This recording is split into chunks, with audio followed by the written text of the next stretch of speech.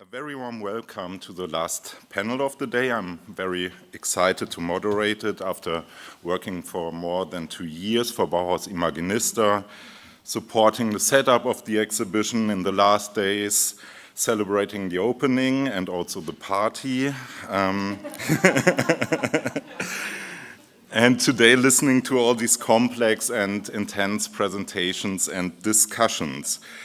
But we will discuss here some projects that deal with experiments on the questions of how much information a human being can perceive. And maybe this helps us a little bit also to digest all the information and experiences that we faced the last days. But now I'm looking forward to further extend the thoughts on the political implications of the Bauhaus in the history and today within our panel. In the framework of the overall question of the symposium, we will focus on art, technology, and the political, or to be more precisely, the symbiosis of the three fields. The unity of art and technology was one of the central programmatic goals formulated by Walter Gropius for the Bauhaus already in 1923. While this concept only rudimentarily unfolded during Gropius' directorship at the Bauhaus, the merging of art, science, technology was comprehensively implemented in academic and cultural institutions in the United States. Chicago with a new Bauhaus, the Black Mountain College in North Carolina, the MoMA in New York, the Boston metropolitan area with the Harvard University and the Massachusetts Institute of Technology became major hubs for Bauhaus exiles, their ideas, theories, and practices in the United States. The exhibition chapter, Still Undead, traces some of these artistic and scientific and academic and countercultural developments. One important reference in Still Undead are experiments with light movement, sound, and performance, as you can find them in the works of Kurt Schwertfeger, Oskar Schlemmer, Kurt Kranz, and last but not least, Laszlo Moholy-Nagy. According to Moholy-Nagy, the experimentation and formation of a new vision became a necessity due to the massive social upheavals in the first half of the 20th century. A combination of the rapid expansion of industrialization, the mass media, urbanization, and the traumatic experience of industrialized mass murder during 2 world wars. The examination of approaches, models, and strategies for redefinition of visual culture, the control of images, and the shaping of perception in times of complex social upheaval made former Bauhausler, such as Moholy-Nagy, interesting to the American academic, industrial, political, and military establishment. To give one example, during the Second World War, MoMA developed a program for mobilizing the United States citizens in the fight against Nazi Germany and integrated Bauhauslers into it. Half a year after the attacks on Pearl Harbor, MoMA opened Road to Victory, a propagandistic exhibition of large format photographs showing life in the United States, from American landscapes to scenes of war preparations, as an effort to engage citizen support for the war. This exhibition was designed by Herbert Bayer. We heard about him already today, who introduced his concept of the 360 degrees field of vision into this exhibition.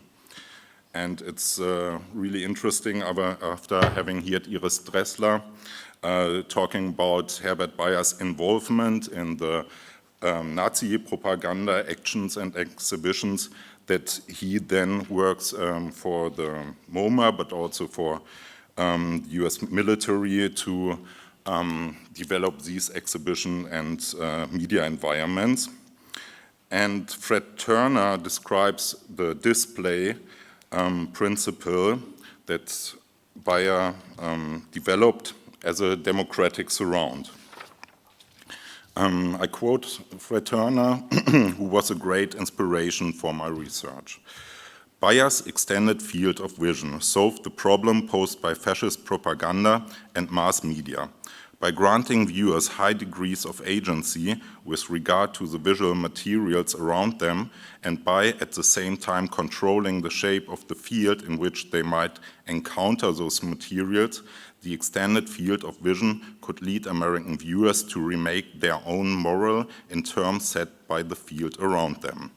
They could exercise the individual psychological agency on which democratic society depended, and so avoid becoming the numb mass men of Nazi Germany. At the same time, they could do so in terms set by the needs of the American state, articulated in the visual diction of the Bauhaus. Concepts like the expanded field of vision by Herbert Bayer or vision in motion by Moholy-Nagy had further been elaborated in several contexts. For example, in the geopolitical democratization program of the United States, and Beatrice Colomina will later speak about this by focusing on media environments of Ray and Charles Eames. This experimentation took also place in subcultural art scenes like expanded arts, intermedia, and fluxes. This perspective will be addressed by Gloria Sutton today by presenting the work of Stan Vander Beek, who studied and worked at the Black Mountain College and the MIT Center of Advanced Visual Studies, which was founded by George Kepesh. I'm coming to the end of my introduction with a few words on George Kepesh. Although Kepesh never taught at the historical Bauhaus, for many years he had worked closely with Laszlo Moholy-Nagy. They knew each other from Hungary and had later collaborated in Berlin and London. Kepesh was involved in the realization of Moholy-Nagy's famous film Ein Lichtspiel Schwarz-Weiß-Grau and also worked for him developing stage designs. With the opening of the new Bauhaus in Chicago in 1937, Moholy-Nagy appointed Kepesh to the newly founded art school, making him director of the light and color workshop. Kepesh played a major role in building up networks in the fields of visual culture, science, engineering, architecture, urban planning, politics, and military, and many other things. At the new Bauhaus, Laszlo Moholy-Nagy and Kepesh introduced the camouflage workshop. You can see the film document of this workshop in the exhibition. And other design projects initiated at the Bauhaus were prosthetic limbs for the war disabled and art therapy to rehabilitate traumatized soldiers. I'm very glad that we could win John Blakinger to elaborate on Kepesh's involvement in the so-called industrial military complex. John Blakinger is an art historian with a focus on the relationship between aesthetics and politics. He received his PhD in art history from Stanford University. He's completing a book on George Kepesh that explores the fraught relationship between art science and military power during the Cold War through Kepesh's unusual interdisciplinary collaborations. I think it's the first comprehensive monography on Kepesh, and especially it's interesting because he takes this critical perspective on the involvement of Kepesh in the industrial military complex. So I'm very much looking forward to hear your presentation, and please welcome John Blakinger. I'd like to start by just thanking Christian for the invitation to be here and also for the introduction. And I also want to thank Karima and Trang, who have been very helpful with all the logistics over the past few days. And my remarks today explore politics and aesthetics of the Bauhaus diaspora during the Cold War through, as Christian mentioned, a particular and very specific case study, a case study that I believe compellingly illustrates the way that the Bauhaus idea became a fraught ideological battlefield in the decades after the Bauhaus. This case study centers on the figure of Hungarian-American artist, designer, and visual theorist named George Kepesh. Kepesh is of special interest to me. He is the focus of my book, George Kepesh and Dreaming the Bauhaus, which is forthcoming from the MIT Press in a few months. But I think that he should also be of interest to others. So I'm going to elaborate a little bit to introduce a figure who has remained somewhat obscure. Kepesh was born in Hungary in 1906, and as Christian mentioned, he was not, properly speaking, part of the Bauhaus at all. So he did not study the Bauhaus, and he did not teach at the Bauhaus. But he served as an assistant to Bauhaus master and fellow Hungarian Laszlo Moholy-Nagy, known as Moholy. And he served in this role for 10 years.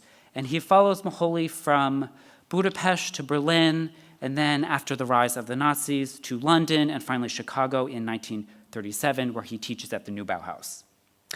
So Kepesh's narrative actually fits very well with some of the stories that have been central to Bauhaus Imaginista, stories of diaspora, exile, and forced migration.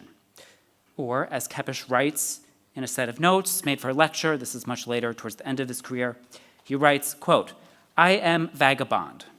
Budapest, Berlin, London, USA." Kepesh is, however, unusual among the Bauhaus diaspora because he ends up at the Massachusetts Institute of Technology, or MIT, where he teaches from 1946 until 1974. His ambition at MIT is to relate art, science, and technology through collaborative group projects with scientists and engineers. And so this project is very much indebted to the Bauhaus model in a sort of general sense, and also in some specific instances to the work of Moholy. However, relating art, science, and technology through collaboration is not a neutral endeavor in this moment. These efforts were also entangled and enmeshed with military power. MIT was the archetypal Cold War university. It was deeply tied to military research and development. It was the center of an emerging military-industrial complex, a complex in which Kepesh found himself to be entrapped. In this setting, Kepesh begins working with an unusual cast of characters. For example, the metallurgist who prepared plutonium for the first atomic bomb, an engineer who made one of the earliest digital computers used by the Air Force, a mathematician who invents new ways to simulate thermonuclear warfare. This formation of figures, I argue, reveals a transformation in the concept of the modernist avant-garde. Here, the avant-garde becomes literally, and not just figuratively, militaristic. It becomes a Cold War avant-garde. So, and this is really one of my key ideas that I want to introduce, is that many of the foundational ideas associated with the Bauhaus idea, as it is often called, ideas about interdisciplinarity, about art and science, about using new technologies, about cooperation, these ideas also become dangerously close to military power in the post-war period. And I would say that this is really a new dimension, and Kepesh might be the most representative example of this phenomenon, and something that also sets him off from other paradigm repetitions of the Bauhaus. Black Mountain College, for example, figures like Joseph Albers at Yale, Gropius at Harvard, etc. So, to introduce a bit more, I have two images of Kepesh. So this is the first one. It's a photograph, a self-portrait, and it's taken in 1930 in Berlin, and it's in his era of association with Moholy. So he looks very much the sort of modernist avant-garde figure.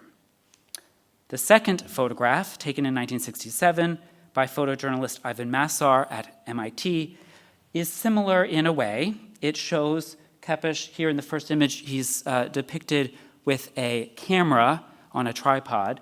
So he's depicted again with technological apparatuses, equipment.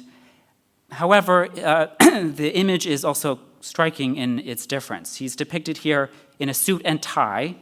He is stern and serious, and he looks technocratic. So he is not the revolutionary of long ago, and the two images suggest the dramatic change from an early revolutionary practice.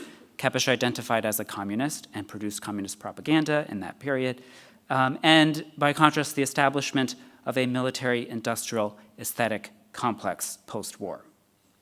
So I have a few case studies that I'm going to very quickly mention that reveal some of these relationships in Kepesh's career. The first one is camouflage. Kepesh begins, actually after the attack on Pearl Harbor at the end of 1941, Kepesh begins offering a course on urban camouflage. And the idea is that the view of the Earth as seen from the sky, from an airplane, was so abstract it was akin to modernist works of art. Therefore, Bauhaus principles of design might be employed to think about how land targets, buildings, works of architecture and the environment, and so forth, might be disguised, as if the world is really a set of abstract visual images, shapes, lines, points, etc. So Kepesh, this is, for example, gives a demonstration of how this type of urban camouflage would work. It depicts the Boeing factory in Seattle on the right-hand side, seen from an aircraft. And you can see that the factory is covered in a simulacrum of a street grid. And then that produces, in a vertical photograph of the same factory, this sense that the factory has disappeared into the fabric of the urban landscape. So, I mean, it's sort of a fantastical notion of camouflage. It's environmental camouflage. And Kepesh is trained by the military at an installation called Fort Belvoir outside of DC in these techniques of camouflage. And he then returns to the new Bauhaus in Chicago and applies them in different courses, instructing students in these techniques. And this is really the first instance in his career in which art and science, art and technology, come into interaction with this third term, military power. Okay, patterns. So once Kepesh arrives at MIT, he begins studying scientific images that he finds in laboratories of his colleagues at the Institute. And he used these images to create an exhibition and also a book in which he compiled them and compared them to works of art. And the images are all very fantastical. So, this is an image of tissue fibers, so things like cell patterns, images seen under microscopes. This is, there's the label, a camel's tongue seen under a microscope that at once evokes the surface of the moon, but also suggests something very bodily. And the Lichtenberg figure, electrical discharges that were produced actually directly onto photographic materials. So for Kepesh, these scientific patterns would be used to promote a type of aesthetic engagement or enchantment with the images of science. The problem in this project is that these images are all deeply connected to research happening at MIT, which happens to be military research. So for example, the Lichtenberg figure is used to study the properties of electrical insulators, which are materials that insulate against electricity. This research is funded by the Army and the Navy, and it has applications in submarines, radar, tanks, etc. So all of these images are part of, sort of in the background, there's this presence of military power. And the ambiguity in Kepesh's project is whether his use of the image changes the meaning, changes those militaristic associations, or whether, by contrast, he's simply acritically glorifying science and technology, which is politically very corrupt or ideologically corrupt. Okay, next example, the center, which he establishes at MIT, the Center for Advanced Visual Study. And the idea for this project actually emerges directly from an idea that Moholy writes about in Vision of Motion, an idea for an Institute of Light, as Moholy calls it. And the idea at the center, as Kepesh realizes it, was to invite artists and architects to a degree to MIT to work with scientists and engineers and to also use new technologies at MIT. And the projects that emerge from these collaborations were often imagined as large urban, what Kepesh called civic scale spectaculars. So things like light towers, mobile kinetic sculptures. Here, for example, is one of these light towers that was a main focus for many years at the center. Other environmental interventions that would be of a terrific scale and also were almost impossible to realize. So none of these projects actually produce real results for the most part. However, one of the first project that the center actually succeeds in realizing reveals some of the complications around its associations with military power. So the center, and Kepesh in particular, are selected to organize the 1969 U.S. representation at the Sao Paulo Biennial. However, given the presence of a military dictatorship in Brazil, the artists who are selected by Kepesh from the center to participate actually resign and boycott in protest. This also coincides with protests on campuses across the US, but also at MIT, around MIT's own involvements with military research. So while the show is eventually put on at the Smithsonian, what is now the Smithsonian American Art Museum in DC, it became entangled in all these conflicts, both at home and abroad, around militarization in the 1960s. And really, the Vietnam War is in the background of all of this. And then my last case study, the Vision and Value series of books that Kepesh edits in the 1960s. And these books are, in a way, very much indebted to the Bauhaus books of the 1920s, and they could be thought of as a sort of 1960s Cold War version. And Kepesh edits these volumes with writings, images, essays from a huge eclectic range of artists, architects, designers, but also scientists of many different types. And some of the connections in who appears in different volumes, it's almost staggering to think that they would even have anything to do with one another. So paging through the books is a sort of thrilling and unusual experience, but it's also nonsensical to a degree. So to emphasize some of the criticism and the issues and maybe sort of bring some of these issues all together, I wanted to share a document which I think is hopefully generative for our discussions later today. And it's a letter sent to Kepesh by Sybil Moholy-Nagy. So Sybil is Moholy's widow. She also was an architectural critic and architectural historian. And she writes to Kepesh after he sends her free copies of his Braziller series. And this is what she said. This is the letter that she sends him. And this is what she writes. The overall idea behind the books, as outlined in the introduction to Education of Vision, which is the first in the series, is so absurdly contradictory to the actual content that I would have stopped rather than there. What you say in this introduction is a mere paraphrasing of what Moholy said in his introduction to Vision in Motion, and what you said in Language of Vision, which was Kepesh's own book from 1944. Not that I accuse you of any plagiarism.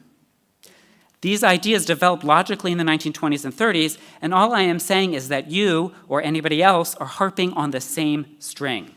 This is beautifully demonstrated in the fact that most of your authors are the ancient old-timers from yesterday, starting with Itten, Johannes Itten, and that what they have to say does not vary from anything that they have said over the last 30 years or more.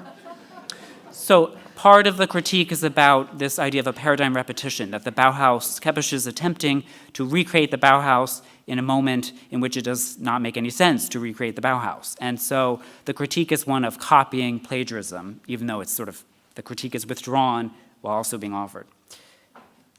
And she continues, the trouble is that this clashes stridently with your vaunted claim at the reintegration of all aspects of our life through 20th century knowledge and power. Now, all of this eulogizing of this century stands side by side with your highly justified denouncements of the devastations this self-same century has wrought on human environment and human vision. If one would take you seriously, it would boil down to a process by which science and technology offered untold riches of social, personal, and material happiness to mankind, and mankind, through failure, through failure of vision, failed to accept and use these riches. You then call for the old moral panacea of personal salvation, man-to-man morality, the inner light, and everything else that has been mixed up with art, design, and architecture. So for Moholy-Nagy, the critique is really that Kepesh's project is escapist, that he's invested in these sort of esoteric and arcane visual games, or what she calls book puzzles, and that he's retreated into the depths of the library in order to rediscover meaningless knowledge, old Bauhaus knowledge from long ago. Or as she writes, it's a fiercely romantic chase into nothingness. And then she continues, and I apologize for reading so much, but I'm going to do it anyways. She continues with a critique that brings us back to that crucial, inescapable, and unavoidable issue of ideology. She writes, "But how can you reconcile this kowtow before the 20th century plunge into self-annihilation and then fill 3 books with all the antiquated, totally personal, totally prima donna observations on creativity? Christ, if only there were a way of putting an embargo on this word, which you bandy around as any other educator. If anything, this is an age of analysis and tabulation. Is this why we have to rub the old lamp from the 3rd Avenue antique store to conjure up the genie of creative art? But even if it made sense to worship MIT while denouncing what its graduates have done to society, isn't the whole premise of your books completely obsolete? Does it not occur to you that the computer boys of MIT are playing a game of words and figures that could kill every last instinct for sense values? I am sure the books will sell like hotcakes, because teachers and designers are so shell-shocked by the accusation of renouncing the new scientific efforts and technological achievements that the compromise between verbalization and ancient visual solutions you offer will be a welcome straw. No matter how many new puzzles you publish, jury, they will never make a total picture that is a perspective in the future. What you need, more than anything else, is to get out of MIT and Cambridge as fast as you can to save your soul and your talents and your integrity. You have no idea how silly and 19th century deterministic their programs look from the outside. I still hope for your disenchantment with the Bauhaus program," end quote. So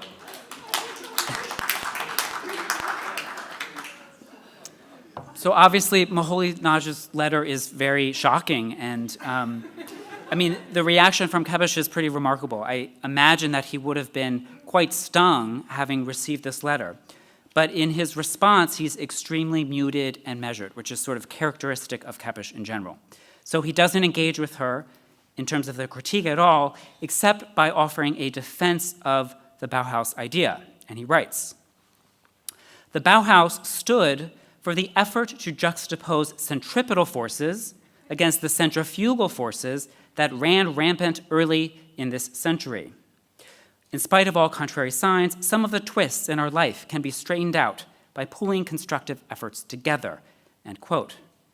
Or in another notation, so this is just a sort of research note, he writes, "Today, centrifugal force tearing apart, uncontrolled, scary, need centripetal forces, new meeting points, joints, anchors, structural pattern," end quote.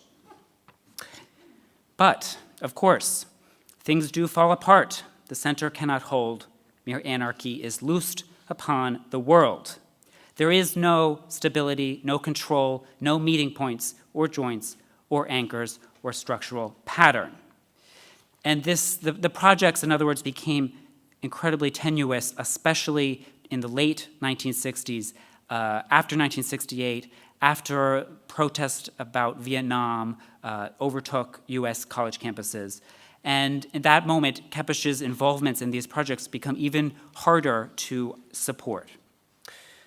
And I have one more letter to read that represents this. And this is, it's a letter from 1968. And that year, Kepesh had invited Sybil Moholy-Nagy to the opening symposium, a symposium honoring the establishment of his Center for Advanced Visual Studies at MIT. And Moholy-Nagy agrees to attend, but she still uses the letter, this is the center again, as an opportunity to comment and elaborate her prior critique. So she writes, I shall come to Cambridge on Thursday and Friday to attend the sessions. I do this out of an honest hope to understand, perhaps by personal confrontation, what escapes me so completely in written statements, this whole homogenization of art and technology, or rather of designed environment and scientific experimentation. That vehement protest I sent you some years ago, 1965, she's referring to the letters I read, when I received the first 3 volumes of your Braziller series, would hardly be written by me today.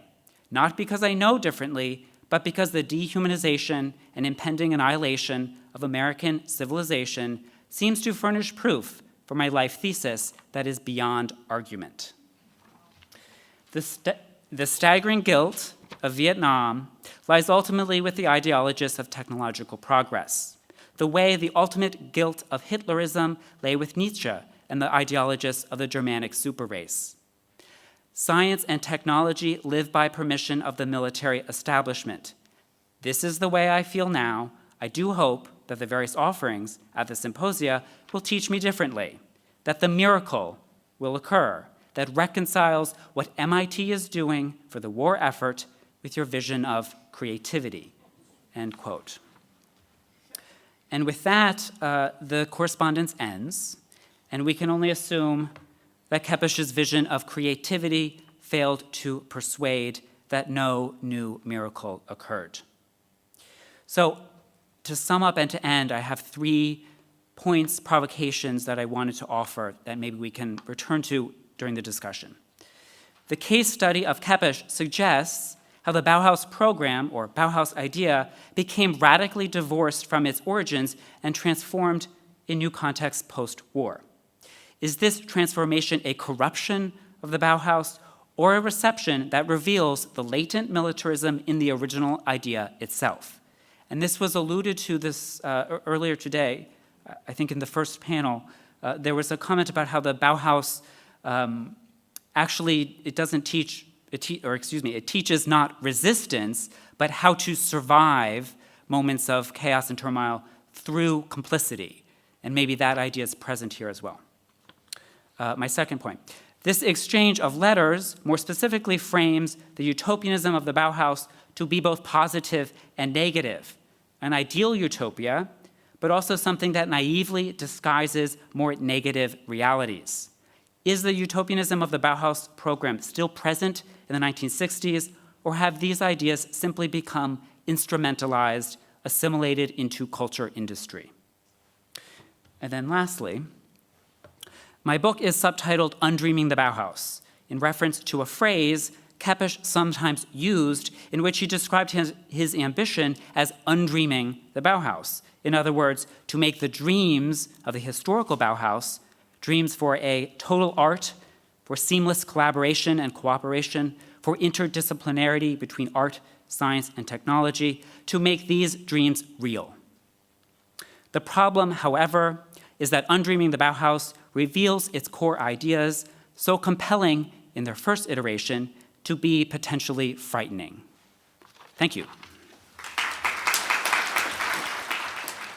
Wow, thanks, John, for this amazing but also a bit shocking view on George Kepesh. When I went to the MIT as part of my research for Bauhaus Imaginista, beginning of last year, I was very much looking forward to learn more about George Kepesh and Muriel Cooper and how they kind of continued the Bauhaus ideas at the MIT and developing all this interdisciplinary and collaborative projects and so on and so forth, working together with artists like Namjoon Paik or Yvonne Rainer. And now, unfortunately, things look a little bit different. So we will discuss this further on. But another great finding for me was the fact that Stan van der Beek was one of the first fellows at the Center of Advanced Visual Studies by Kepesh. And as Marion said in the beginning of the conference, I'm working as a curator and researcher in the fields of the Bauhaus and in the American film avant-garde. And so Stan van der Beek is for me really a personal great finding. I know him before, of course, but not in the connection that he made up between the Bauhaus and fields of expanded cinema and Fluxus art and so on. I was very lucky to meet Gloria Sutton in Cambridge during my research trip. She co-curated a show on René Green at the Kapner Center for Visual Arts in Harvard, built by Le Corbusier, and there are many Bauhaus buildings in Cambridge. We had a short but very intensive conversation on Stan van der Beek, and I'm very happy that we can follow this up here in the conference. And Gloria Sutton is Associate Professor of Contemporary Art History and New Media at Northeastern University in Boston. Her scholarship analyzes the ways durational media have shaped the reception of visual art since the 1960s. Sutton is the author of The Experience Machine, Stan van der Beek's Moviedrome, and Expanded Cinema, published by MIT Press, and edited the first volume on the photographic and sculptural work of Sarah van der Beek, his daughter, right? Okay, welcome. Thank you for that kind introduction. Also, I wanted to start by thanking Marion and Grant and the entire Bauhaus Imaginista team, Olga, Trang, Karima. It's an extraordinary effort. I've been a long admirer of the programming here at the HKV, and it's really amazing to see that in this day and age to advance and put research first, and new research in particular, at the forefront of the programming here is quite an exception, and it's quite a privilege to be here, to be able to speak to you tonight. This slide here is a page from the 1947 Black Mountain College Bulletin detailing the school's pedagogical aims, that is, rethinking education in the modern world.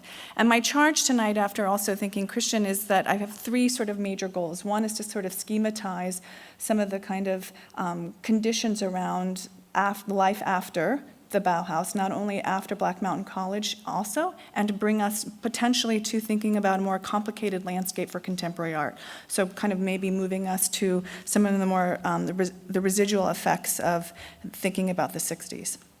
But in particular, I want to take us back to 1947 here, and basically draw your attention to the ways in which this line in the text where it says, quote, "It attempts to develop foresight by emphasizing the fundamental principles that underlie transitory forms and to show that knowledge must be linked to a will to act."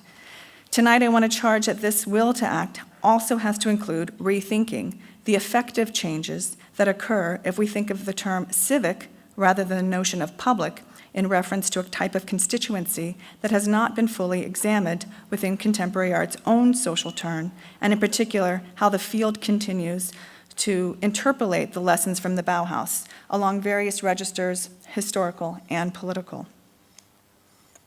So first, the historical. In 1933, the same year that Hitler rose to the rank of Chancellor of the Third Reich and the Bauhaus faculty voted to dissolve the institute in Berlin, Black Mountain College opened its modest facility in the mountains of western North Carolina, providing a distinctly American context to test not only the translatability, but also the viability of Bauhaus pedagogy. And this was something that Grant had mentioned on the first day of the discussions. Fleeing persecution by the Nazi regime, a decade later, former Bauhauslers Annie and Joseph Albers, Trudy German-Perez, and Zonsi Schwaminsky, all Jewish refugees, found an equivocal reception among the American South and Black Mountain's still fledgling student body, transient faculty, and acrimonious organizers who found themselves improbably living, working, farming, learning, and experimenting together on the lakeside grounds of a former Christian summer camp that served as the school's campus.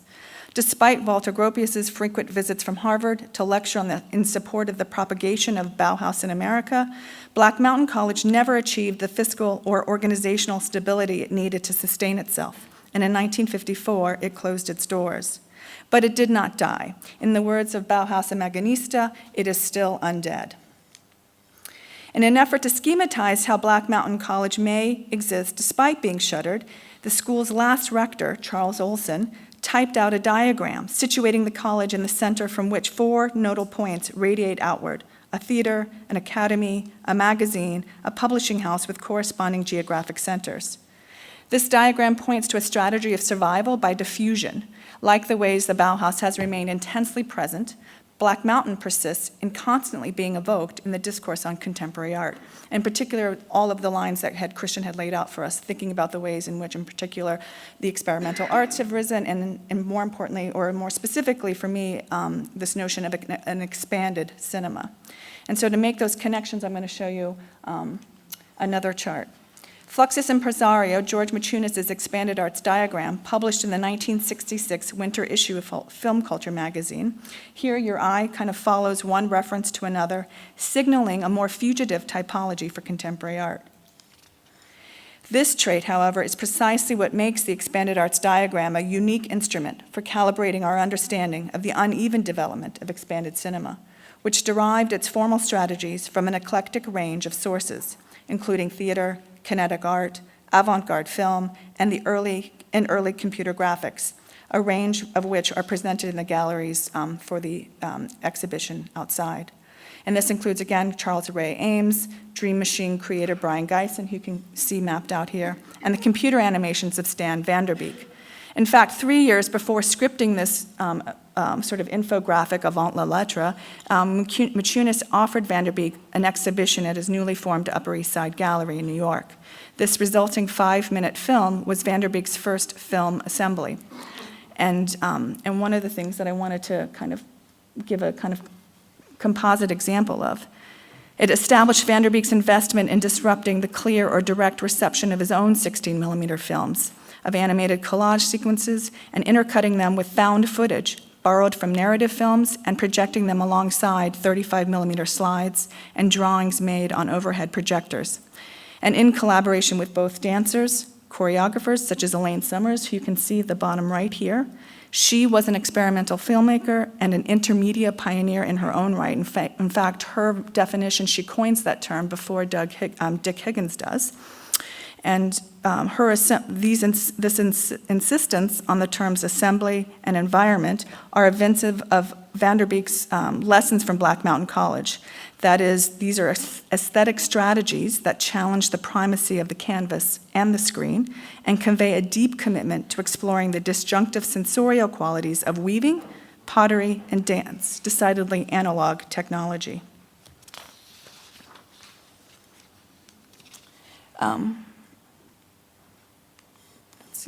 The links joining expanded cinema to the rest of the expanded arts diagram are 3 terms that I want to focus on: simultaneity, indeterminism, and pseudo-technology. This is which I argue have remained expanded cinema's most potent and proleptic tags. Within this particular purview, expanded cinema appears impervious to the ideological debates initiated in advance by someone like Jonas Mekas and Film Culture magazine itself, who often considered analog video, broadcast television, and digital media in more discrete terms and in less benign terms as anathema to the ethos of film as film. Rather than emphasizing the apparatus of image projection, this diagram visually reminds us that expanded cinema turns on a set of relations and relationships rather than a specific type of technology. And one of the key things that I want to argue in my book is that the paradigmatic shift in post-war art production does not hinge on technological developments in film, or more aptly, cinema, but on the introduction of network-based models of communication. These include the development of fiber optic cable satellite networks that allowed for the real-time transmission of images over a vast geographic distance. This galvanized the creative imaginary of Stan Vanderbeek, who died in 1984 before the advent of the internet. His form of social media was to repurpose the domed top of a grain silo into a prototype for a communication system built on an artist cooperative in the wake of the dissolution of Black Mountain College. Vanderbeek proposed that these movie drones would be positioned throughout the globe, each linked to an orbiting satellite that would store and transmit images between various sites to eradicate what he regarded as technology's alienating impulse. And more urgently, the questions raised by this panel tonight recast these critical stakes of visual art's broader engagement with the aesthetic and political ramifications of technological change. That is to say, rather than seeing art and technology as a subset of post-war art history with links to the Bauhaus, this exhibition opens up altogether different pathways to rethink the bifurcated relationship to the field of art history. Art and technology are always seemingly set apart from one another as an either-or scenario. You can have art or you can have technology. You cannot have them at the same time. However, we see in the exhibition outside, the Bauhaus is reframed as part of a broader cultural engagement, not only with media, but with mediation, making links not only between the malleability of film and the moving image, but also the pliability of sound, of weaving, of dance, as in the case of Merce Cunningham here showing you, but also pottery, and also how these forms and formats circulated. Beyond just a sense of disciplinary promiscuity, this has profound implications for rethinking how social experience is articulated and becomes relevant to the current moment. In other words, basically what I'm saying, it asks us to think about which mechanisms and media, and in whose interest, and to what effect. What Negd and Kluge would come to call the social horizon of experience is actually constituted for. So, what lessons do you learn from a failed school? Primarily, you don't emulate, you iterate. But after Black Mountain's dissolution, founders Paul and Vera Williams purchased 100 acres of sloping hillside near Stony Point, New York, and established the charter for Gate Hill Artists Co-op in 1954. It's about 35 miles north of Manhattan. The co-op was often called the Land by the artists, composers, writers, and potters who left Black Mountain College and New York City, including Merce Cunningham, but John Cage, David Tudor, along with Stan Vanderbeek and a host of others, to live and work. This experiment in combining art, making, and living was Black Mountain College. In practical terms, organized and run as a cooperative, not a commune or other countercultural alternative space, Gate Hill provided a generative environment that fostered the types of these practices that we've sort of discussed tonight. Gate Hill was also set up expressly to engender this notion of collaboration through its organization and arrangement of studios and buildings and the types of practices. So you see a view here of the movie drome. But what I want to point to is the first to be built was actually the pottery studio for Karen Carnes and David Weinreb, because their functional wares provided the community with a key source of income. Carnes worked relentlessly in the studio for the next 25 years, keeping the showroom stocked with her pots and basically supplementing how this co-op could run. So again, there's another soft narrative back here, which is about the ways that craft has been undergirding the kind of idea around art and technology from the get-go. Though decidedly rustic and rural, Gate Hill was not isolated. Its activities were intrinsically linked to the international neo-avant-garde, and the events orchestrated on the land were broadly received. And this, to me, is argued by the idea that, the unveiling of Movie Drome was a public unveiling in 1966, covered in places like Newsweek, Film Culture, and The Village Voice, and drew people like Shirley Clark, Ed Emschweller, Agnes Varda, and Andy Warhol, and critic Annette Michelson, who all made the trip from New York. The informal atmosphere of Gate Hill Co-op, propagated by the ad hoc screenings, family picnics, studio visits, and coordinated cleanup days, and other forms of community organization in which children were always part of the action.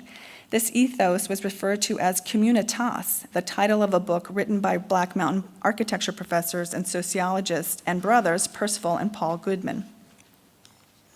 In the second edition of Communitas, published in 1960, the Goodmans updated the section on Gate Hill Co-op, its eventual and to address its eventual and usually inevitable dissolution. By disintegrating, they wrote, intentional communities like Gate Hill Co-op radiate society with people who have been profoundly touched by the excitement of community life, who do not forget advantages and try to realize them in new ways. The Goodmans make the connection to the movie drome, suggesting that, quote, these communities are like those little theaters that do not outlive their first few performances, yet from them comes all the vitality of the next generation.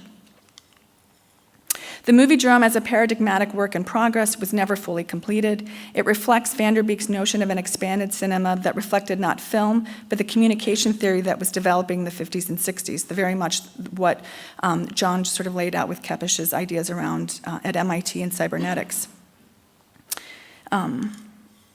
But he had already begun, and one of those other key figures that looms large in this narrative is always Buckminster Fuller. And while Vanderbeek had already been introduced to Fuller's geodesic designs as a student at Black Mountain College several years earlier, one of the lessons from Black Mountain is not just the formal adaptation of the dome, but one, I would argue, the idea that failure as a generative process. And so this is always, a narrative well known, but thinking about this lesson of the supine dome, where Buckminster Fuller comes to Black Mountain College in the summer of '49 to run the Summer Institute, engaging students there to set up this dome made out of Venetian blind scrap materials. And of course, it weighs about 100 pounds of scrap material to raise something that's twice its size. And the lesson here, of course, is that it was never conceived to actually be constructed. It was a lesson in what Fuller called the critical limit, the point at which the structure could take form, and understanding at what moment that any additional weight would result in its failure. So Vanderbeek would translate this idea of critical limits to the projection of visual images. At what point does the experience of visual projected imagery take shape as information, and when does it reach its critical limit and collapse into visual noise? The result was a projected stream of images on the inside of the Moviedrome, such as portraits of political figures and media personalities, clippings of current events, and ads floating around the space. While Vanderbeek's multimedia installations, film events, collages, and drawings extrapolated from the techniques of these various disciplines, his work never completely adheres to any media's particular orthodoxy. His work is made up using, these novel things, like at that point a proto-fax machine, broadcast television, and most prominently early other types of transmission technology. And you can kind of see them laying out here. He continually sought out and responded to an incredible range of requests to show his work within decidedly non-art institutions. This also includes the United States Military Academy, the U.S. Department of State and Embassies Program, the BBC, and NASA. Corporate interest in his animation techniques from IBM, among others, raised the ire of many of his film colleagues, who felt that Vanderbeek's multi-screen works traversed the pathway too closely aligned with spectacle culture. But I would also point out that it's another kind of pathway to complicate the easy bifurcation between fine art and commercial art, or thinking about art and technology in this relationship. That it's, artists are always cobbling together support from research fellowships, grants, and residencies, the sponsorship from cultural and government entities, very much like the very ones that support Bauhaus and Imaginista in this current moment, really are drawn from a kind of way to help us complicate, at least for contemporary art, that we have to move beyond the simple description of either that you're in the commercial art market or you're in the academic community. So Vanderbeek's studies at Black Mountain College overlapped with M.C. Richards, and I'm sure many of you probably are less familiar with her. In addition to her neighbor and colleague, John Cage. They were both teachers at Black Mountain College and both moved to Gate Hill with Stan Vanderbeek, and they became Vanderbeek's lifelong intellectual interlocutors. Their distinct and divergent writings inspired Vanderbeek's own forays in poetry, and more specifically into developing an image-based poetry language system, which is on view upstairs in the Poem Field series. But it's really what I want to make this connection to, and this is one of the important things that I think becomes seen in this to complicate this narrative around art and technology, is the way in which he's equally influenced by something like M.C. Richards' philosophical writings. Her 1962 book, Centering in Pottery and Poetry in the Person, became an underground classic, melding studies in perception, craft, education, creativity, and spirituality, arguing for a richness of daily experience. Her writings ushered in what Vanderbeek described as an awakening. And so as you can kind of see, the other key point for me is that her role is often sort of elided in the history of Black Mountain College, even though she's the teacher and translator for this group of men who wielded tremendous influence. In fact, it's primarily because Richards herself, fluent in French and deeply attuned to the writings of Antoine Artaud, Eric Satie, and Jean Cocteau, who she translated for the men at Black Mountain College and therefore Gate Hill. And although, so now it's in the narrative of art history, it's always John Cage who is seen as the progenitor of these ideas within the post-war period. I'm just going to skip over. Having literally taken shape within the purview of his Black Mountain College influences, the movie Drome responded to a spatially and temporally discursive subject not addressed by conventional cinematic forms. Most notably was Vanderbeek's presentation of his Poem Field series. Again, the film that you see upstairs was actually also done for this Crosstalk Intermedia Festival in Tokyo in 1969. This is a full year before the more famous Expo 70 took shape in Osaka. And returning after from Tokyo, Vanderbeek and his family, of course, as John laid out and Christian mentioned, they moved to Cambridge, where he was invited to be one of the first artists in residence at MIT's Center for Advanced Visual Studies with Kepesh. And then I want to just kind of move quickly through a series of reinstallations and bring up another question for the panel as something that we can address. Although the commercial market has yet to absorb Vanderbeek's work or his estate, the influence and impact is better measured, I think, through a vital range of many contemporary reinstallations of his work. And these include the ones here of these movie murals and recreation of the movie Drome for the New Museum of Contemporary Art in 2012, his inclusion in the 2010 Gwangju Biennial, the 2013 Venice Biennial, and essentially another kind of marker of the global enterprise that we've been mapping all day today. So you can kind of see that here, this in Houston.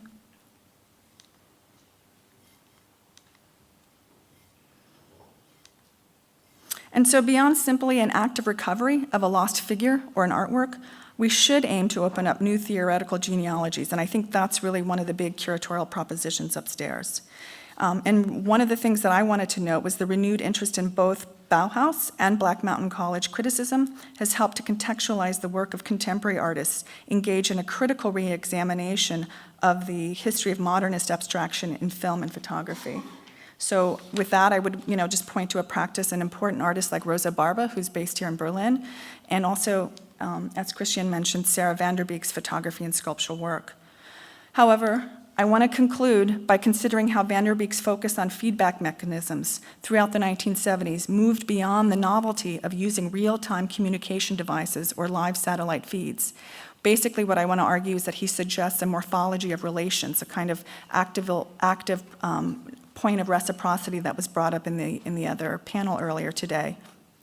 Core to the development of Vanderbeek's own media pedagogy was the notion that art itself is a direct form of communication. In 1982, in an article that he published shortly before his death, he outlined his ideal arts program as a type of corrective to Black Mountain College and to the Bauhaus. An artist, in Vanderbeek's estimation, not only has an ethical imperative to consider the question of how it is that we absorb the world around us, but to also offer possibilities for modeling the irrevocably fragmentary experience. In this manner, Vanderbeek's expanded cinema offers a radical reformulation of subjectivity as an accretive process, a generative model of failure, if you will. Introspectively, he posits, quote, if the role of the artist is to give thought to form, is he also helping to identify the changing surface of reality? And finally, should we continue as asking this panel and our work today, as Vanderbeek did, is it art and technology, art by technology, or art for technology? And to conclude, I want to kind of, again, transpose this to contemporary terms. These questions reflect the cultural politics of counterpublics, meaning how can we all, as historians, curators, cultural workers, and artists, not subscribe to the abstract ideal of a universality, nor the identitarian notion of community, which in the parlance of contemporary art often is reduced to this notion of minority or code for minority. How can we insist on a more complex model or a diagram that shows how the global is imbricated in the local parameters, and most importantly, how these intellectual frameworks, by their very nature, reinforce omissions, rely on erasure and disavow, or as in failure to? Thank you.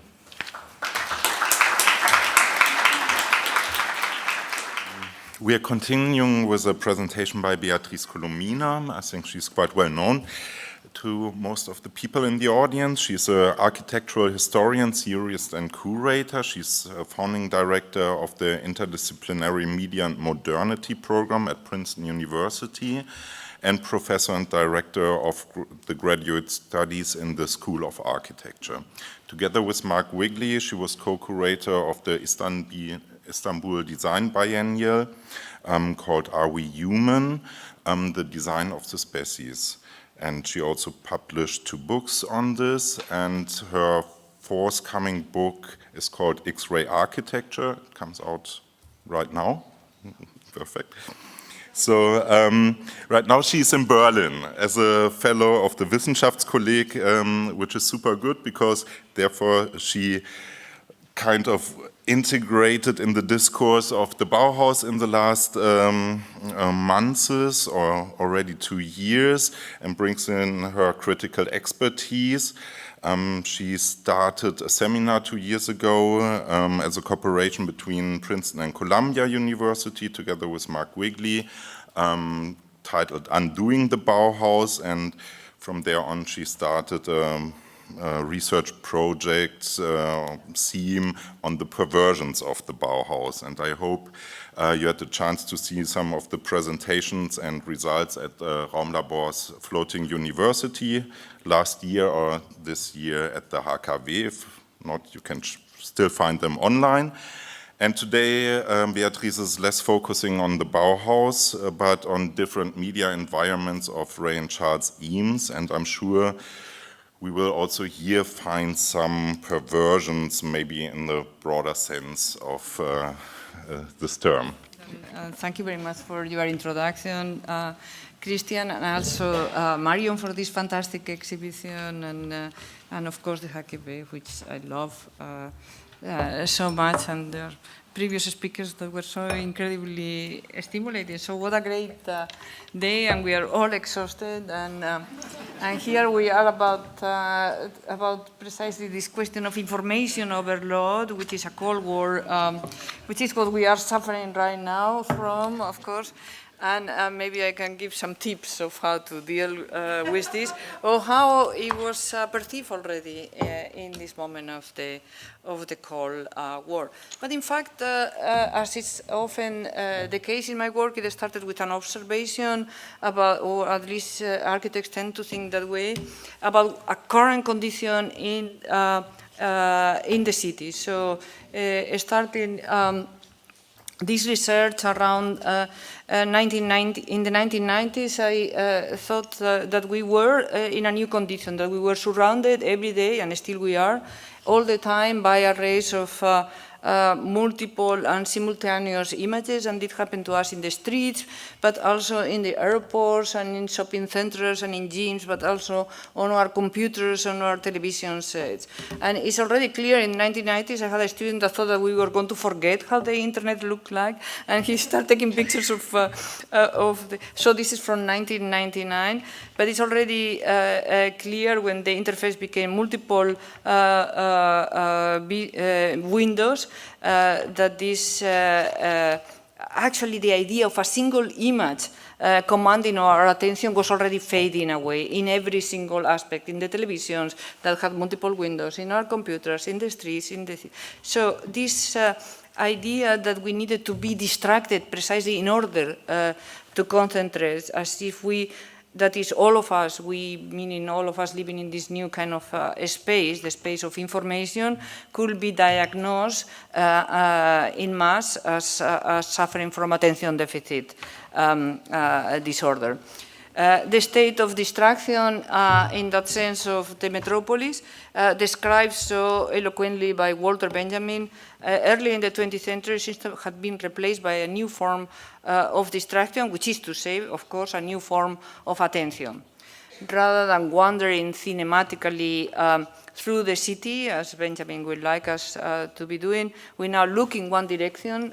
This is New York, again around 1990, and we see and we don't see one image, we see many more images, moving and fixed images, more than we can possibly synthesize or reduce to a single impression. And the funny thing is that we do hardly even notice it. Right? We seem as natural to us as if we're simply breathing in the information. And of course, this effect is only have multiplied and intensified in more recent times when the screens keep getting smaller and smaller and closer to our bodies, even becoming parts of our bodies. And the city is experienced inside the screen itself. We seem to be unable now to navigate the city without the help of our cell phones or our iPads or whatever it is, and we are vaguely aware of the city beyond the edge of the screen, as for example, all these people that maybe are vaguely aware that there is a train that perhaps will come in the station, but they are in fact in another space, which is they are, all of them, in the space of their cell phone. So how one will go about writing a history of this new form of perception? Should one go back to the beginnings of television studios or control rooms, which they are walls of monitors, like in these photographs of a control room of I think it's a highway in Minneapolis, so spaces we don't have access to, but nevertheless affect our perception of space? Or should one even go back to World War, or go back to Cape Canaveral also, to the space program and its mission control room, or even go farther back to World War II, when so-called situation rooms were designed with multiple projections, bringing information from all over the world and presenting it side by side for instant analysis by political leaders and military commanders. And of course, many of these people came from the Bauhaus or were students of the Bauhaus. But it's also important to know that it's not simply the military and war technology that has defined this new form of perception, but as we have just seen with Gloria and John, designers, architects, and artists were involved from the beginning, playing a crucial role in the evolution of the multi-screen and multimedia techniques of information presentation. Now, where artists' use of these techniques tend to be associated with the happenings and expanded cinema of the 1960s that we just discussed, few people know that architects and designers were involved much earlier and in very different contexts, such as military operations and governmental propaganda campaigns. Think, for example, about the 1959 American National Exhibition in Moscow, where the government, the American government, enlisted some of the country's most sophisticated designers. I don't see this happening anytime soon, but at that time they will go around the world looking for the most talented architects and designers. And the exhibition, in fact, was a Cold War operation in which the IMS multi-screen technique turned out to be a very powerful weapon, as you will see. Well, to reconstruct a little bit of the atmosphere, the United States and the Soviet Union had agreed in 1958 to an exchange of national exhibits on science, technology, and culture. And you saw before that Vice President Nixon is in Moscow to open the exhibition here with Khrushchev, and where he's there, he engaged on a very heated debate with Nikita Khrushchev over the virtues of the American way of life. The exchange became, which is here in Life magazine, they almost kind of hit each other. They became known as the kitchen debate because it took place precisely in the kitchen of a suburban house that had been cut in half to allow for viewing. The Russians, very, very smart, call it the Splitnik, which was, of course, a pun on the Sputnik, which is the satellite that the Russians had put in orbit the year before and had the Americans completely horrified that the Russians were winning the space war. The exhibition captivated the national and international media. All newspapers, illustrated magazines, television networks reported on the event. Here is Life magazine that symptomatically put the wives instead of the politicians on the cover. Pat Nixon appears really as the prototype of the American woman as depicted in advertisements of the 1950s, slim, well-groomed, fashionable, happy. And in contrast, the Soviet ladies appear more stocky and dowdy. And while two of them, actually Mrs. Khrushchev and Mrs. Mikoyan, look proudly towards the camera, the third one, Mrs. Kovlov, in what Roland Barthes may have seen as the puncture of this photograph. Cannot keep her eyes out of Pat Nixon's dress. She cannot believe it, right? I mean, what's going on here? And you can tell that she's the one that cares more, I mean about design and you know, what you are wearing. And look at the candidness of Pat Nixon, to how she had managed to put herself behind you so they appears even slimmer, right? This fascination of the Americans already at that time with the slimmer you are and the happy. I mean, she was never happy, right? But there she is. Envy, that's precisely what this American exhibition was designed to produce, but not envy of scientific, military, or industrial achievements, but envy of kitchens. Look at the American flag there. Dishwasher, washing machines, color television sets, suburban houses, supermarkets full of groceries that the Russians, of course, proceeded to steal absolutely everything. Cadillac convertibles, lipstick, stiletto shoes, cake mixes, TV dinners, Pepsi Cola, etc., etc. What is this? The newspaper Izvestia asks itself in its news reports. A national exhibit of a great country or a branch of a department store? I bring all of this because it was precisely for this content that the IMS brought this film, Glimpses of the USA, projecting the film into these 7 very big 6 by 9 meters screens that were suspended between a vast golden geodesic dome designed by Bucky Fuller.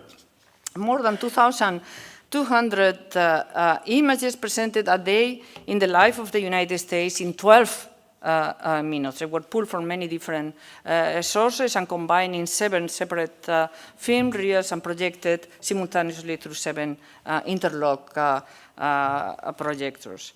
But the IMS did not simply install this film in the Fuller's dome, but they were involved from the very beginning in the entire organization of the exhibition. Jack Massey from the United States Information Agency, this was an agency that preceded the CIA, and George Nelson, who you see in the picture here, had been commissioned by this organization, the USIA, to design the exhibition, and they brought the IMS into the team. It was all, as you will see, a big Cold War American foreign policy project that paradoxically brought Bauhaus thinking back to Europe, because there were not only this exhibition in Moscow, but several exhibitions in Paris and many other places, all under the guise of good design. They are returning to Europe the ideas of the Bauhaus, both in the display system, as you can see here, they are organizing for they are preparing for Moscow, and in the products.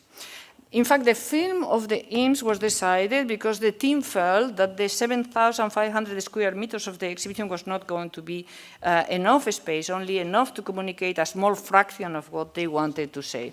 So this is important because the film from the beginning was understood as an information compression, through the invention of a kind of alternative space, which is what I call an architecture of information. The multi-screen performance turned out to be the most popular exhibit at the fair. Close to 3 million people saw this show, and the floor, which was concrete, by the way, had to be resurfaced 3 to 4 times during the 6 weeks exhibition. And here are some images of the mountains of people inside the dome, and some of the films. The film breaks with the fixed perspectival view of the world, and in fact we find ourselves in a space that can only be comprehended with the high technology of telescopes, zoom lenses, aeroplane, night vision, cameras, etc., and where there is no privileged point of view. It starts all with images from outer space in all the screens, images, by the way, they have borrowed from NASA, and stars across the sky, 7 constellations, 7 stars, nebula, etc. And then they move through some aerial views of landscapes and city. And now from these aerial views, the camera then zooms to the most intimate scenes of people having dinner together or putting their babies to sleep. as with the IMS, later and much better known Powers of 10. By the way, Powers of 10 recycles the images of outer space from glimpses. But the interesting thing is that the film moves also from outer space to the close details of everyday life, glimpses. And in Powers of 10, it's in reverse. The movement begins with the domestic scene of this picnic spread with a man asleep next to a woman in a park in Chicago, and moving into the atmosphere, as you saw, and then back down inside the body through the skin of the man's wrist to the microscopic level. And to the atomic level, as you saw. Glimpses breaks with the linear narrative of film to bring snippets of information and ever-changing mosaic of American life.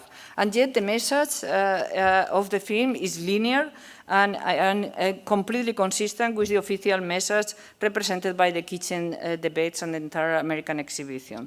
From the stars in the sky at the beginning of the film, which the narrative insists that are the same in the United States than in the Soviet Union, as if we needed that clarification, to people kissing their goodbyes and forget-me-not flowers.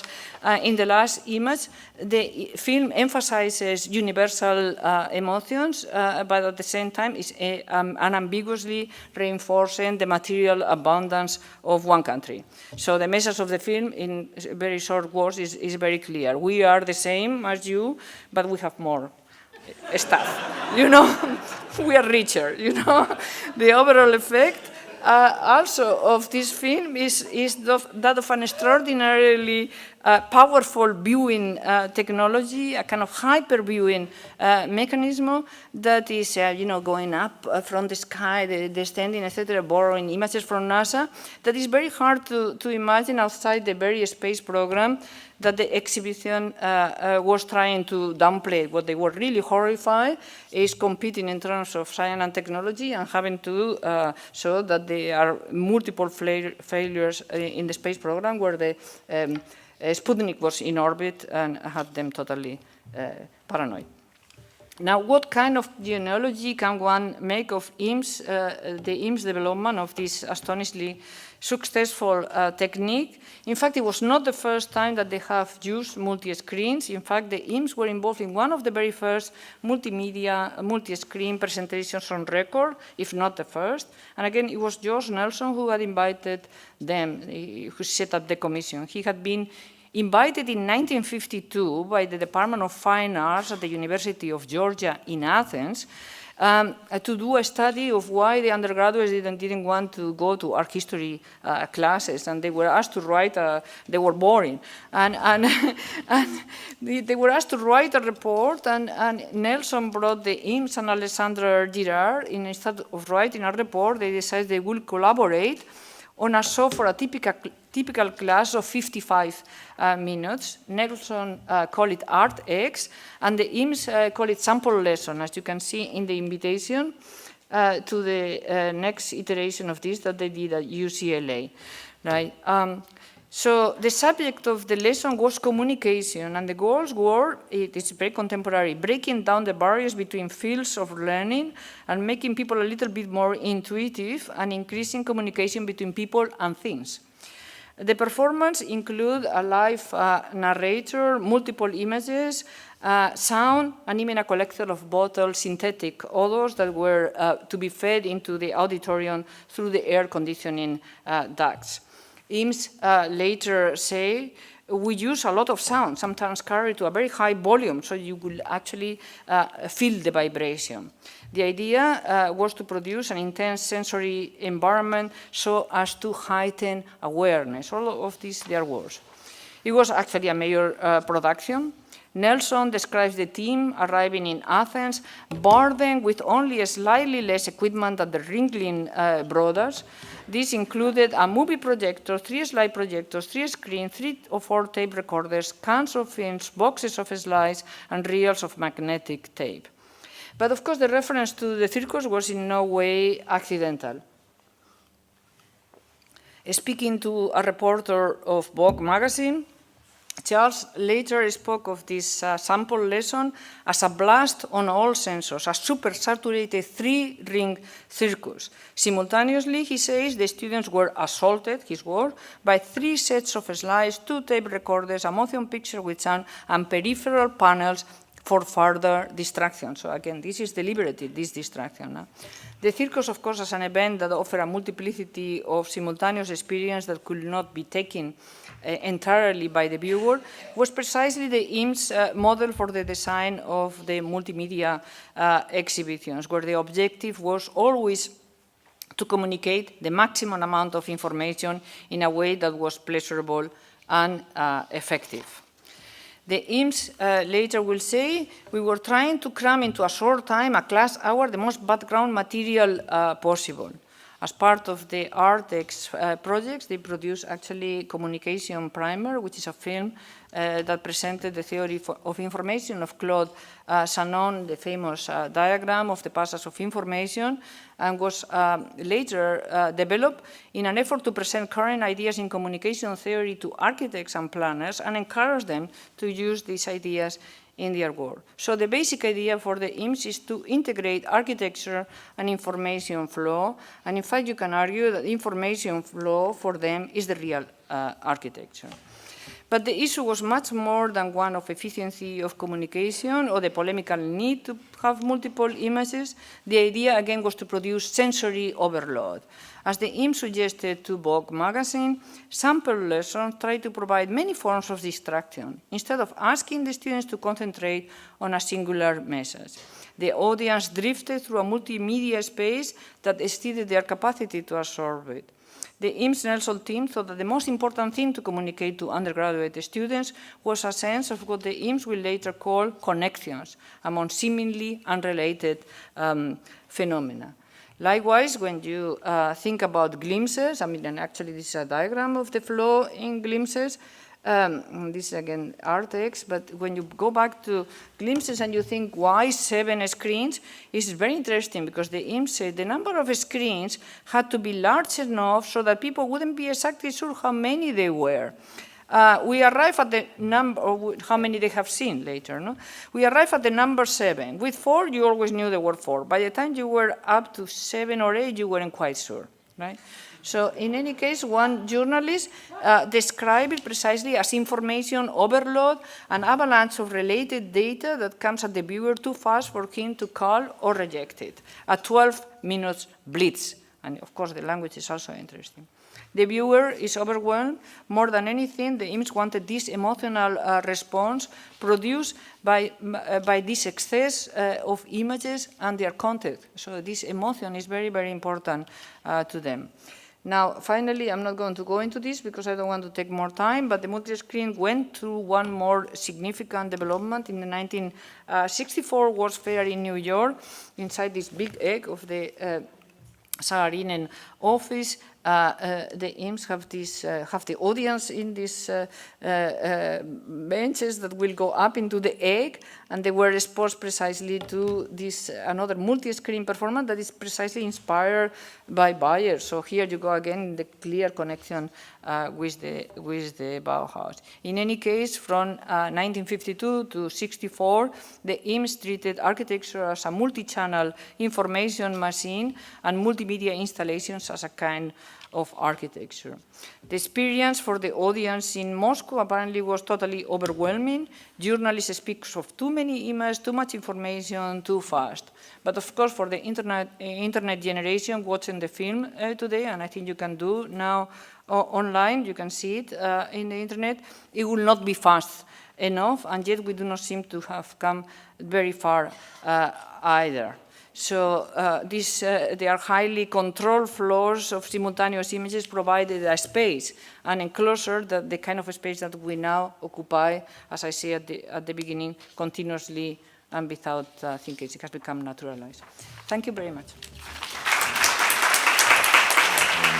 Thanks again to all the 3 of you for this information overload. I made so many notes that I really did not exactly know where to start, but maybe I will raise a couple of questions, or not so many, and then we will also open up to the audience, and would also invite the curators to maybe give a final statement or some notes to the overall symposium. So for me, when you were, John, when you were quoting from the letters of Sybil Moholy-Nagy, it was quite funny, but at the same time interesting, because what she was saying was more or less, if I got it right, that the Bauhaus ideas were not only kind of outdated at the time when George Kepesh used them, but already maybe in the time of the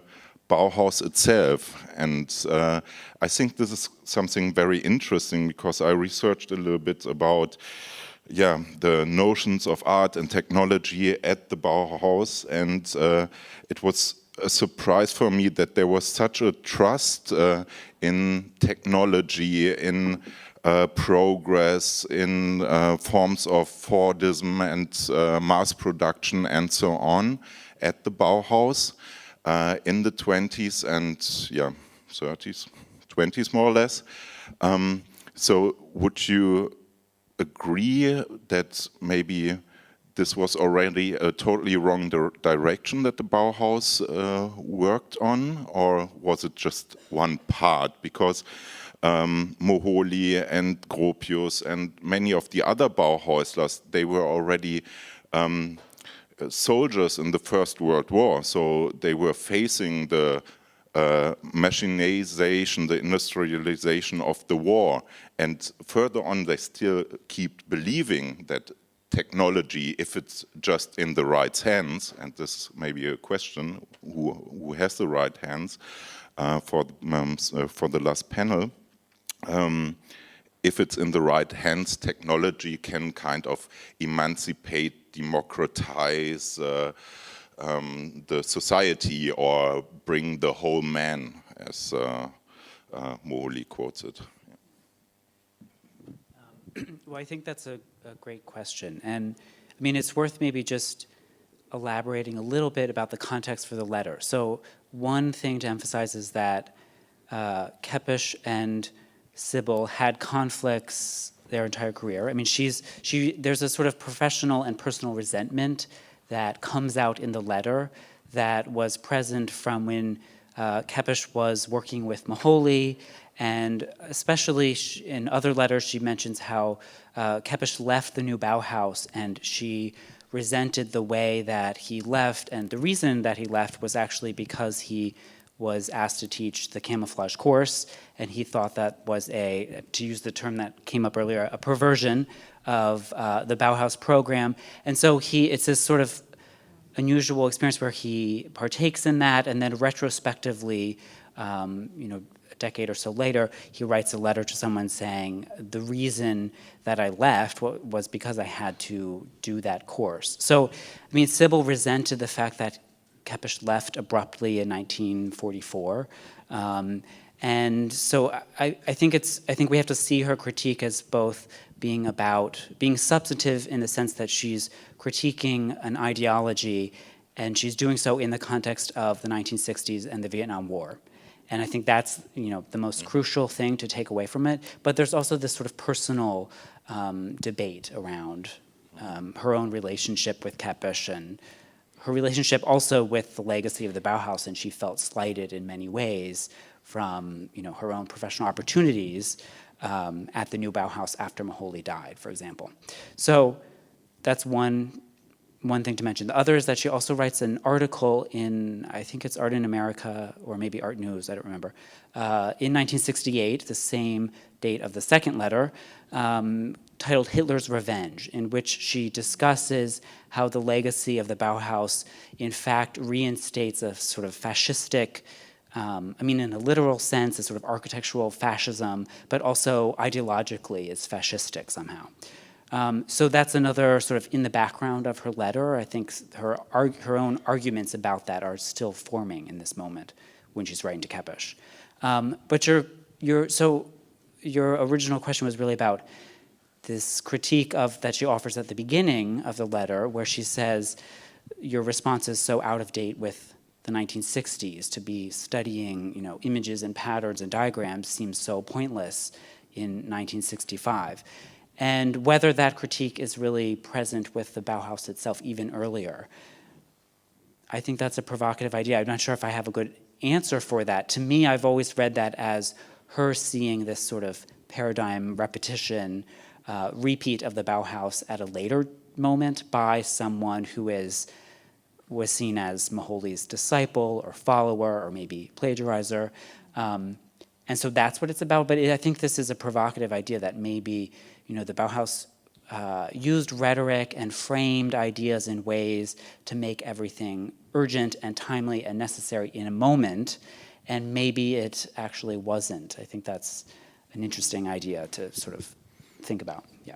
I think there was already a critique during the Bauhaus from different other students and teachers on this symbiosis of art and technology, on the one hand as a concept by Walter Gropius, but also in the question of there I can come to you, Gloria, in the question of is it art and technology, art for technology, technology for art, and isn't it this maybe the totally wrong direction, because art should be somehow autonomous, be in the position to criticize the society, different moments, and this is something that Stan van der Beek, you quoted his article, and I don't know in how far he relates to this, and for me the question is, art should be also have this critical moment, and combining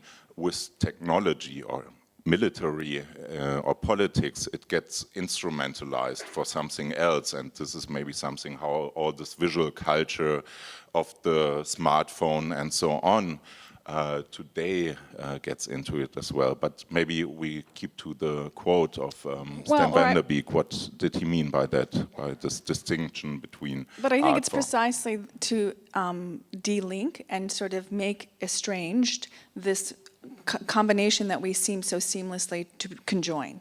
And I think that was really the idea, was to kind of slow down and really understand, trying to fast forward it into the 1960s in the literature around publicity in the public sphere, right? To think about the way that Knecht and Kluge would then turn around and say, can we actually make a counter-public, right? That would make to question very much who this media is constituted for, how it is, how it circulates. Absolutely. I think that was critical to that breakdown of the question.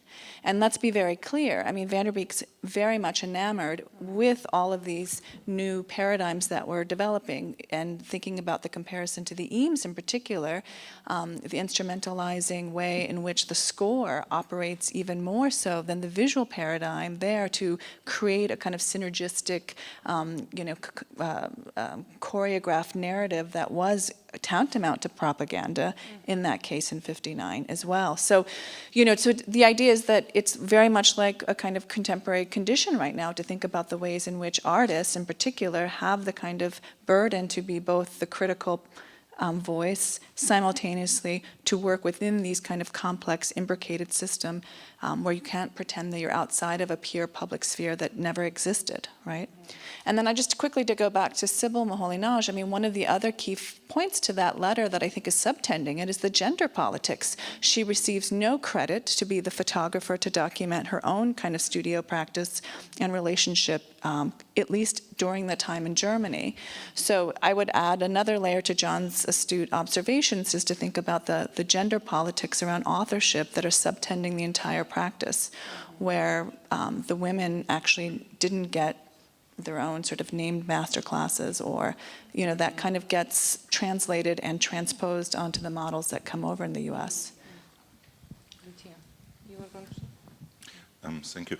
I would like to ask you about one passage of your talk, the domes and this network system of the domes. So we saw the prototype of one of these kind of civil education spaces, but then you figured out that there were like hundreds or even thousands of these communication domes in a network over the whole world. And for me, it's quite interesting in comparison to something that Laszlo Moholy-Nagy was writing in Vision in Motion, which was also be remarked by Philipp Oswald in our last Bauhaus conference here, that there he kind of develops the idea of a parliament of social design. This idea to bring together professionals from art and design and sociology, philosophy, and all these as like the nucleus of a world parliament. I mean, this sounds really crazy, but it's really like the same system. So you have this think tank somewhere, and it really sounds like the MIT or maybe other institutions. But what he combines is like this global think tank with minor educational centers and then community-based units in the end. And I was wondering, because Stan van der Beek sought this network of domes, but also went into this question of communities, cooperatives, as you marked out, but also working with schools and so on. So is it a model that might work in a different way than Moholy thinks it, or maybe he thinks it the right way, the Parliament of Social Design, or is it a total hegemonial system which we have to come over? No, I mean, this. Well, I was just going to, I mean, But if you want, I can say. but, you know, I have to just give credit, too, because much of my research is based off of Beatrice's early work, too, so it's quite, you know, to acknowledge and to cite that absolutely, both in its content and also the rhetoric strategies of trying to, like I said, not just take the things that we seem to know well, but actually relook at them again. And I think with the movie Drome, it's to say, not just to kind of reiterate this lost object or to find a kind of experimental artist, but to see how the same patterns of rhetoric around omission, blind sights, and willful disavow continue to undergird the way that certain narratives come into play.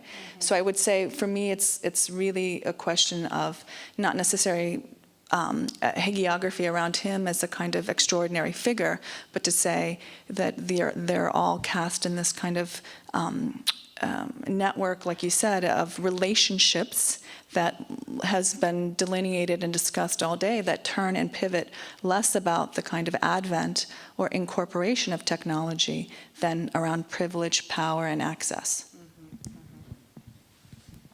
And if you go back to, thank you very much. I mean, in fact, I'm like always so happy when I see all this new research that is coming out of all these fantastic PhDs that have happened in recent years. That you may have planted a seed, but then what it comes out is like always so amazing and surprising and fascinating. So thank you so much.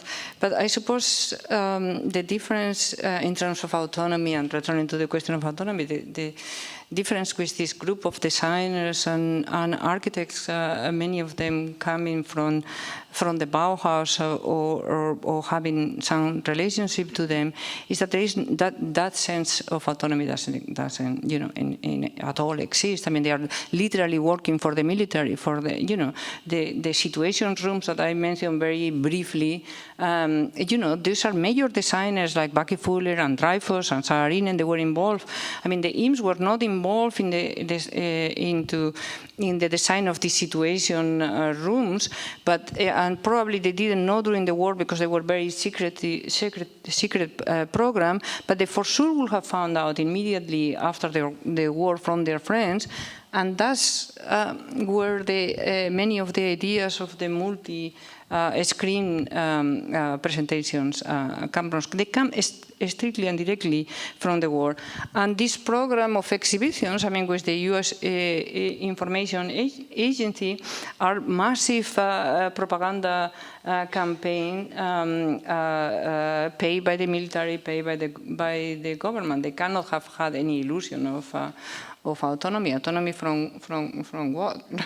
so it's very, very interesting that then the techniques are taken over by a younger generation of artists, and then they become something else, right? But the origins are very important. And then going back to the Bauhaus, can we forget that the Bauhaus itself comes from war? I mean, the majority of the students were coming to the Bauhaus directly from the front. And even Gropius had been kind of, was a casualty, if you want, of war. And his first lecture in the Bauhaus is all about, I'm sorry, ladies, I'm sure your suffering is also important, but the real suffering is the one of the soldier that has experienced death, and this is the figure that they are privileging in the Bauhaus. From the very first inaugural lecture, they are talking about death. And about this, the need to reconstruct this new human that had been devastated by the war. And this is the program of the Bauhaus to a certain extent.